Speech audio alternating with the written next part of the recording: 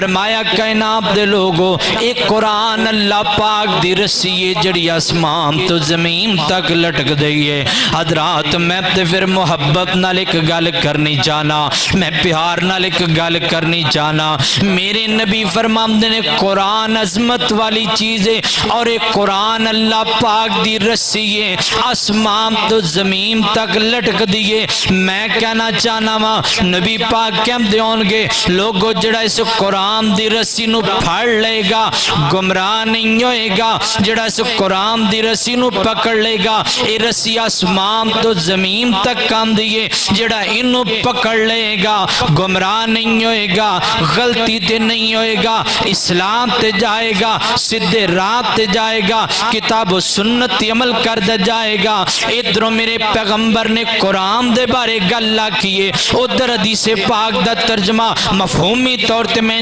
گل سمجھانی چاہنا۔ ادھروں قرآن اللہ پاک دی رسی آسمان تو زمین والام دیئے،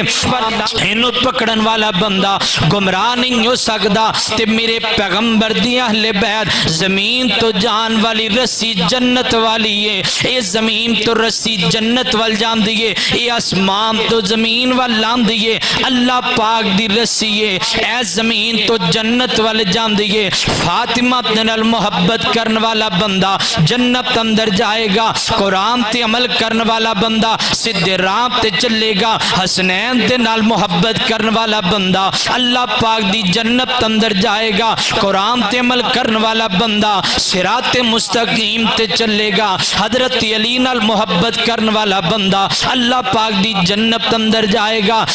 قرآن پاک تے عمل کرن والا بندہ دنیا دے اندر گمراہ نہیں ہوئے گا۔ اللہ اکبر، اہل بیت نال محبت کرن والا بندہ اللہ پاک دی جنت اندر جائے گا۔ پھر میں انج کہنا چاہنا وا قرآن آسمان تو زمین وال رسی آن دیئے، اہل بیت زمین تو جنت وال رسی جان دیئے، اس رسی نو پکڑ لو سدھا راہ لب جائے گا، اس رسی نو پکڑ لو اللہ پاک دی جنت دا مہمان بن جاؤ گے۔